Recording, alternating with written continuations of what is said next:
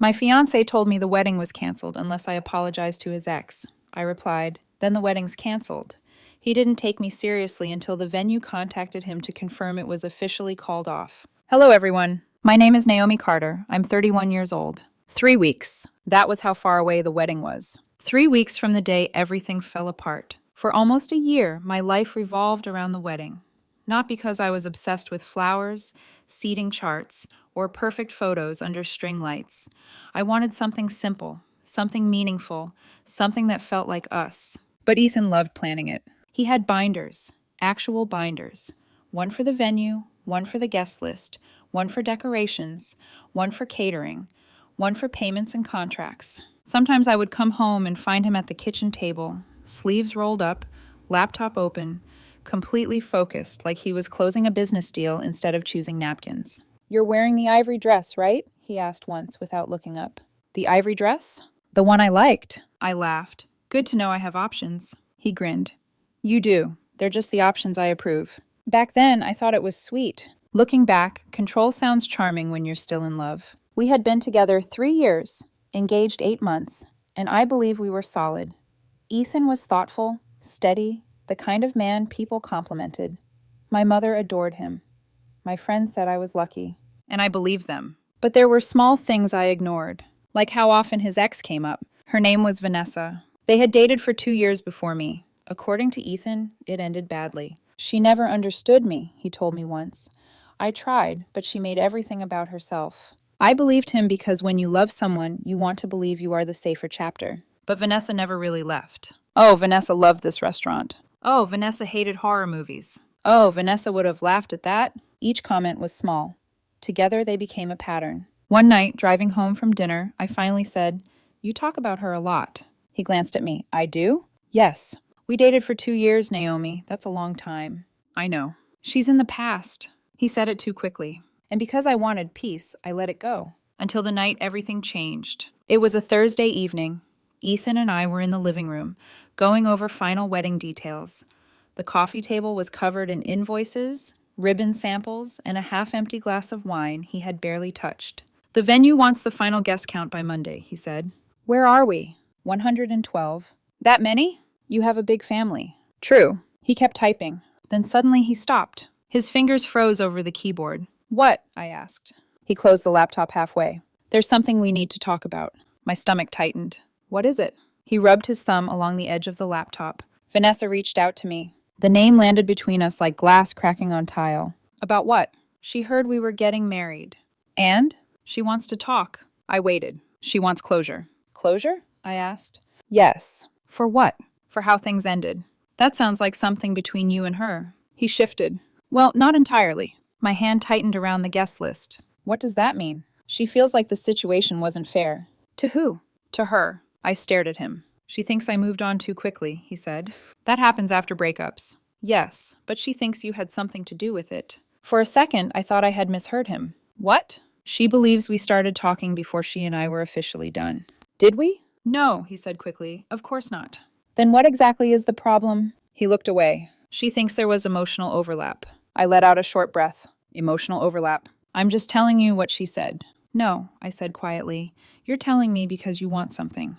He didn't respond. That silence told me everything. I'm listening, I said. Ethan took a breath like he had rehearsed this. She wants us to meet. Us? The 3 of us. No. He blinked. You didn't even think about it. I did. It took half a second. Naomi, it's just a conversation. No, you're asking me to sit down with your ex so she can feel better about your past. It's about clearing the air before we start our future. That sounds like your responsibility, not mine. His jaw tightened. She feels hurt. And I deserve peace, I said. Then he said it. She thinks you owe her an apology. I laughed once because I couldn't help it. I'm sorry, what? She thinks you crossed a line. By dating you after you broke up with her? She doesn't see it that way. I don't care how she sees it. His voice hardened. It would help her move on. No. You didn't even consider it. I did. The answer is still no. Why not? Because I didn't do anything wrong. She believes you did. I'm not responsible for what she believes. His shoulders stiffened. You're being stubborn. No, I'm being clear. The room changed after that. Colder. Smaller. Then Ethan said, if you can't do this, maybe we need to rethink the wedding. I stared at him. Rethink? I don't want to start a marriage with unresolved issues. With her? With everything. No, I said. Say it correctly. He didn't. So I did. You don't want to marry me unless I apologize to your ex-girlfriend. His jaw clenched. That's not what I said. That's exactly what you said. He stood up. I'm asking for maturity. No, you're giving me a condition. So what? He said. Are you going to apologize or not? I looked at the man I had planned to marry in 3 weeks. The man who knew my coffee order, kissed my forehead when I fell asleep, and made everyone believe he was steady. And underneath all of that, I finally saw it. Misplaced loyalty. I'm not apologizing, I said. He exhaled sharply. Then I don't think we should move forward with the wedding. There it was. An ultimatum dressed as concern. I nodded once. Okay. He frowned. Okay. Yes. You're serious? I am. You're really willing to risk everything over this? No, I said. You are. He opened his mouth, but nothing came out. You're tying our future to your past, I said. Not me. You're overreacting. And you're underestimating what you're asking. He crossed his arms. So what happens now? You tell me. You already know what needs to happen. Then say it. He didn't hesitate. Apologize to Vanessa, and we move forward. Just like that, everything we built was reduced to one condition. I nodded slowly. Then the wedding's canceled. He blinked. What? You heard me. His laugh came fast and thin. That's not funny. I'm not joking. You don't mean that. I do. No, you're upset. You'll calm down. I reached for my phone. That was when his face changed. What are you doing? Calling the venue. Stop being dramatic, Naomi. But I was already dialing. The line rang twice. Hello, this is Olivia from Silver Oak Events. How can I help you? Hi, this is Naomi Carter. I'm calling about the reservation for June 14th. A pause. Yes, Ms. Carter, how can I assist you? I need to cancel it. Ethan stopped moving. Of course, Olivia said carefully. You are listed as the primary contact and authorized signer on the contract. I'll just confirm the cancellation policy before processing. Ethan's eyes widened. No, he mouthed. I held his stare. Go ahead, I said. Olivia explained the partial refund, the non-refundable deposit, and the confirmation email that would be sent to both addresses. That's fine, I said. Please process it. I ended the call. The room went still. Ethan stared at me. You didn't. I did. They won't process it. They will. You're lying. Wait for the email. His phone buzzed first. Then mine. The sound was soft, but it split the room open. Ethan looked down at the screen. He didn't open it at first. Then he did. I watched the color drain from his face. What? He whispered. What does it say? I asked. He looked up slowly. You actually canceled it. Yes. The wedding. Yes. His voice rose. You weren't supposed to do that. You told me it was canceled unless I apologized. That wasn't literal. It was clear enough. You just destroyed our wedding. No, I said, you did. He started pacing. You threw away months of planning. You tied our marriage to Vanessa. That's what you threw away. That's not what this is about. Then what is it about? He stopped. She deserves closure. And you deserve a future, I said. But you chose the wrong person to protect. She's not some random woman. She's your past. She's someone I hurt. And now you're asking me to fix it. He looked at me like he didn't recognize me. This can still be fixed. How? Call them back. Say it was a mistake. And then? He hesitated. That hesitation was the answer. Then you apologize, he said. Same wall. Same condition. No. You're willing to lose everything over pride? This isn't pride. Then what is it? Self-respect. His phone buzzed again. Another email. He opened it. His face fell harder. They processed it. Yes. And the deposit? Partially refunded. The rest is gone. You just cost us thousands of dollars. No, Ethan, you did. That was when anger started turning into panic. Naomi, wait. I didn't move. Let's slow down. We're past slow. We can rethink this.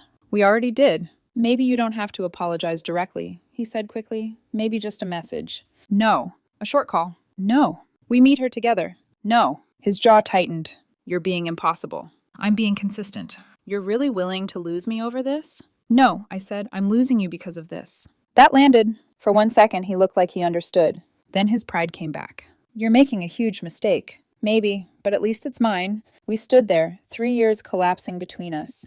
Then slowly he reached into his pocket. He picked up the small velvet ring box from the table, the one he had given me when he proposed. He pushed it toward me.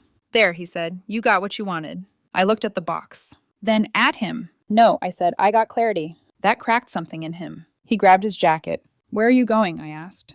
To stay with a friend.